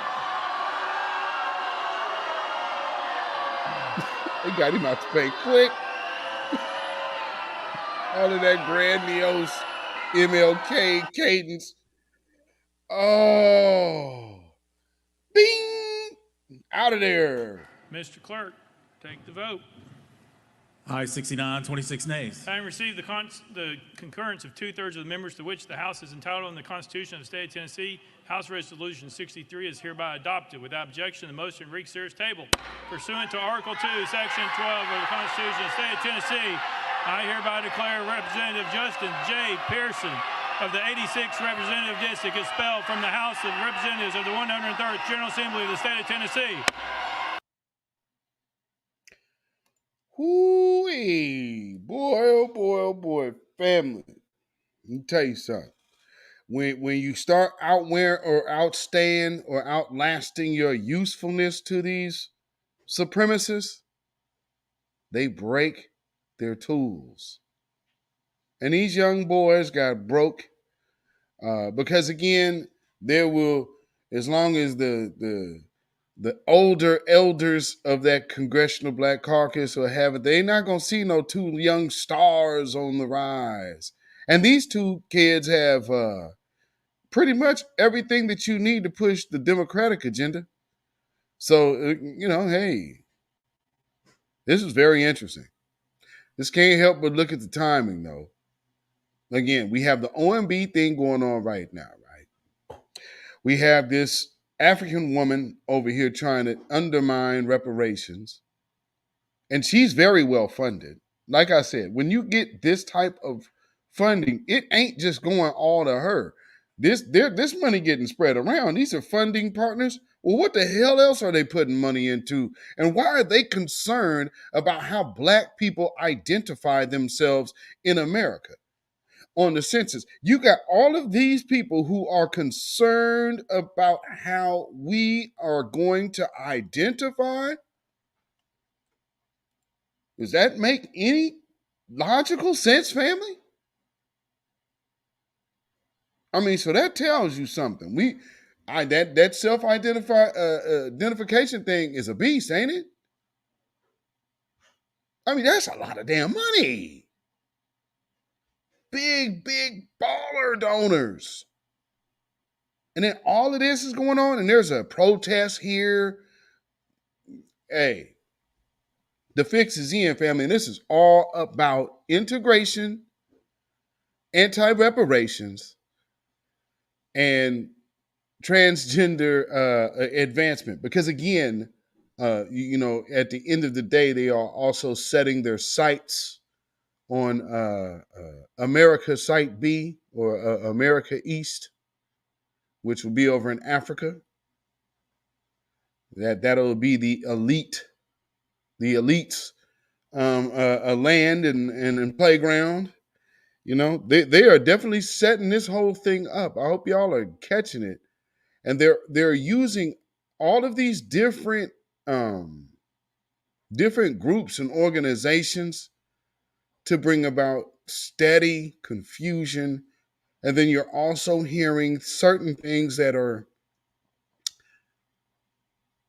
taking you right back into, basically walking you back into the office of the DNC. So, just something to be mindful of. Something to be mindful of. Because, again, we have to focus on ourselves and our own interests, not going with party. And these cats absolutely are focused on party. Because I heard the one brother, too, he's talking about, like, black and brown. So they're talking black and brown, advocating for LGBTQ. And I don't know how he just used Jesus in the... because, that's one of the biggest misnomers. Like, even in the, using the Bible, they always use it wrong and say, well, Jesus would do this and Jesus would do that. No, absolutely he didn't. And actually, he did not speak to anybody like that. He spoke to specific groups. And if somehow there was, this was the world. No, the world wasn't there. He was speaking to his folks because that's who he was around. Makes it really simple when you think about it. It's like, if I'm talking to you, I'm talking to y'all right now, right? Is this me talking to and for everybody's benefit, although everybody can see me and hear me? No. Because I'm about my people. I don't know why they would look at him as any different, but whatever. So, just funny that they're doing a whole, and it's Easter. And, it was a sad Saturday night. But we know Sunday morning's coming. And it's going to be a resurrection.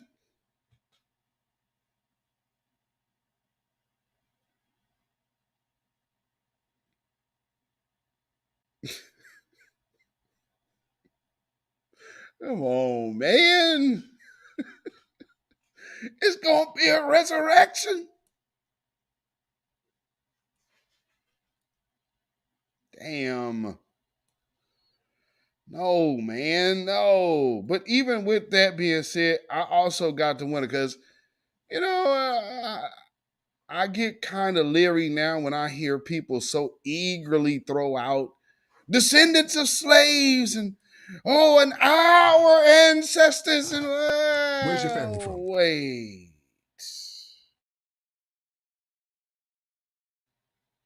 We just might have to ask some questions. I mean, man.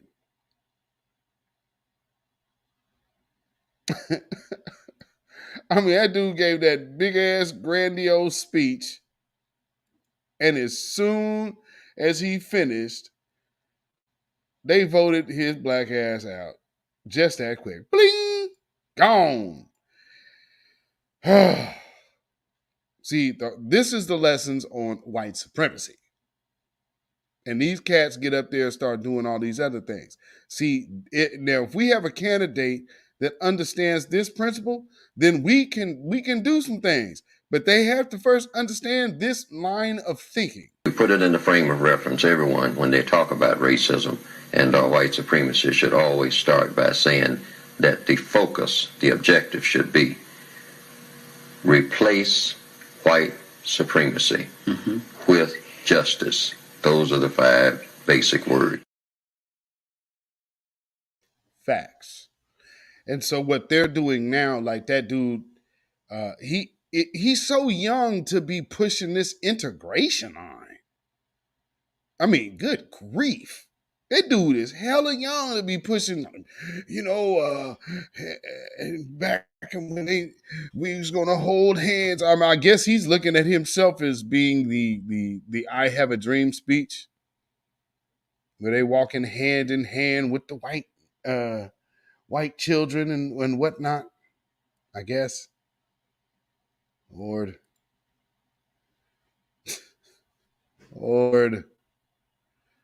But again, we have to understand what we are up against.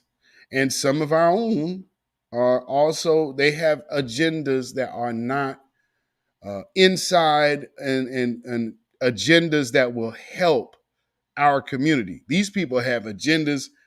Like I said, they are playing away games. And sometimes we have to just look at what they are really doing. And then, because I can't stand the fact that when you start getting really black in a moment like this, so now you're in a moment of crisis, and then you be like, hey, black community, hey, I ain't had shit to say about y'all all this other time and nothing, no advocation for you, but, hey, man, you doing this wrong. It's racist over here. Yeah. I have to take it like our elder over here. Good evening, Dr. Clark. I really would like you to tell me what's the best way to handle an African American that gets in the way of the liberation of African Americans. I believe in this unity, and I'd love to love all of them, embrace them. Please tell me how to do it strategically. Put space between you. Don't try to reform him. Give him the information. Hope that he will use it. If he don't use it, then don't waste time letting him obstruct the movement. People who don't believe in themselves can't believe in you and can't help you. It's heartbreaking to know that there are some of us we have to write off so the rest of us can survive.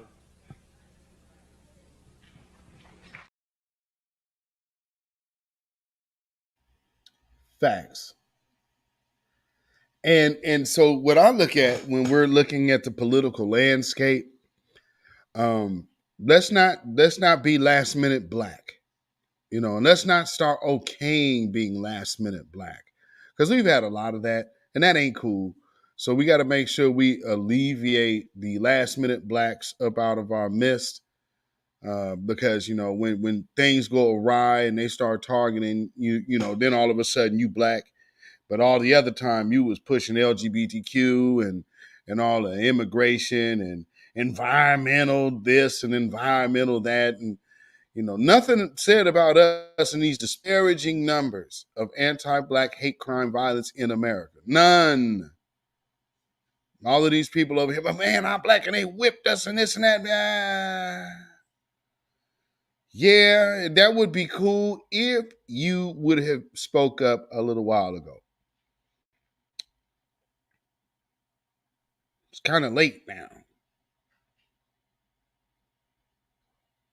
But maybe that's just me. What do y'all think? Let's hear from one of our great scholar elders. Another clip I found I enjoyed. So let me share that with you. That the white man has done for himself and his kind, if our people could if we could be cured of our slave mentality that was indoctrinated into us during slavery, we would realize that just as the white man can do these things for himself and his kind, we can get together in unity and harmony and do the same thing for ourselves and our kind. The white man has brainwashed the so-called Negro to the point of believing in white supremacy so much that today some Negroes think that they're not making progress or they don't have anything unless they're living in a white neighborhood, unless they have the white man's neighborhood, a seat in the white man's school, or a position on the white man's job, and they even have taken it so far they don't think they're successful in life unless they have a white woman as a wife.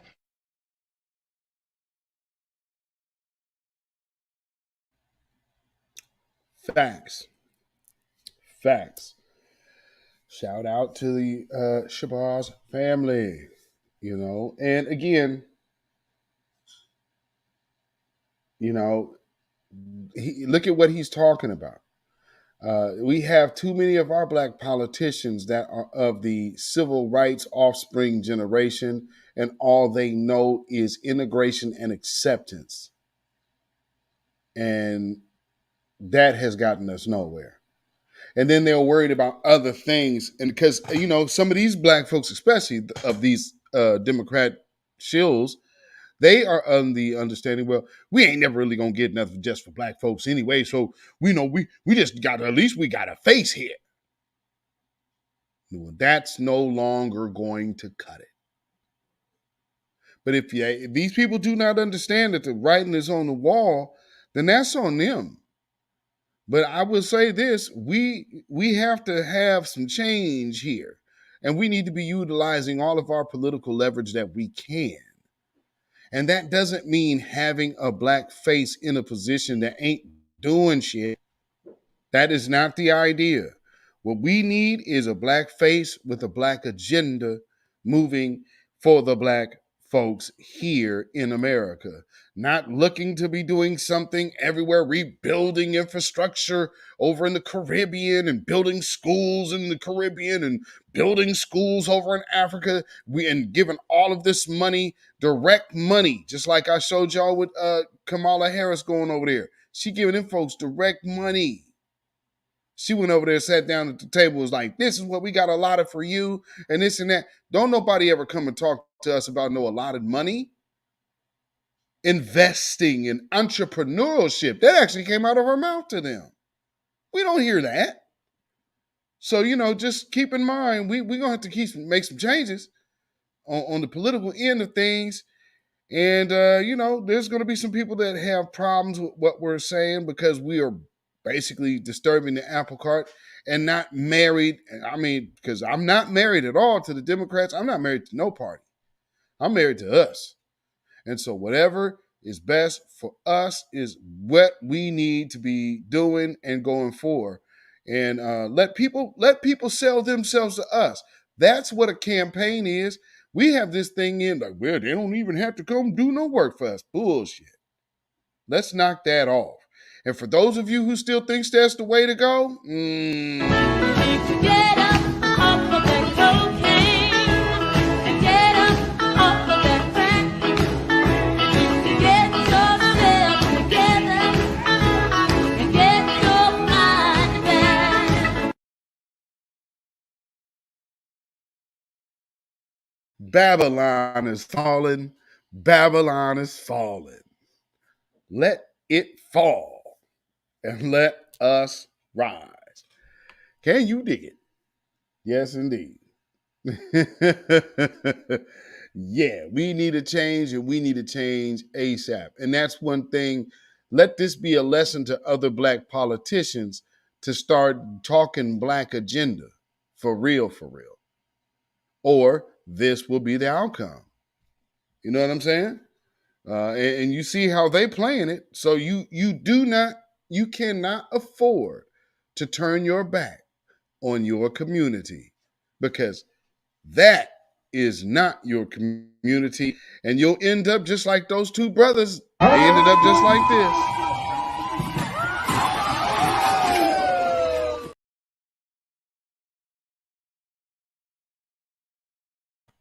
So yeah, don't go out like that. But with that being said, family, again, please like and share this video. Please like and share this video. And you can follow me on Instagram, Facebook, and Twitter at beatzillapdx. you can email me at ourrealtruth@gmail.com. And if you want to support this channel, you can definitely do so by way of donation at CashApp, $beatzillapdx. That's CashApp, $beatzillapdx. And also we have PayPal, and that is Zilla Muzak. That is ZILLAMUZAK at PayPal. And of course, this is New Black Media Appreciation Month. So again, shout out to all of the voices of New Black Media. Shout out to all of you grassroots individuals who make things happen in all these different areas. Appreciate all of y'all. Thank you so much. And hey, Deneen Soul in the house. All right. All righty. So we are going to go ahead and get on out of here. Get this weekend started. And, you know how we do around here. But again, keep an eye on Tennessee, because this Tennessee thing is going to end up, I believe, revealing a lot. So far, it's already revealing a lot of connections. So just keep an eye on what's going on in Tennessee, because that's an agenda. That it's like there's so many agendas wrapped in what's going on there. Just keep watch. I would advise that. So with that being said, family, keep your smooth stones, your 3 smooth stones at the ready, and keep that slingshot ready. Because around here we advocate for knocking the brains out of a lie. You understand? With the stone of truth. That's what we throw. So stay black, stay vigilant, stay alive. Black first, black first, black first. Shalom, y'all. When you know who Satan is, yes, sir, you don't have to kill him. No. The stone of truth. Yes. See, that's what you throw. Yes, right. Allah says, had we wished to take a pastime from before, surely we would have done it. Nay, we cast truth at falsehood till we knocked out its brains. Every one of you that knows the truth, stand up and tell it from the mountaintop. Black people can't take it no more. So wherever you are on the job, in the factory, I don't care where you are. If you know the truth, stand up on the truth and tell Satan, who the hell are you to try and pick my friends? Farrakhan is God's man, and you are from the enemy of God. So to hell with you. Stand up on it like a man.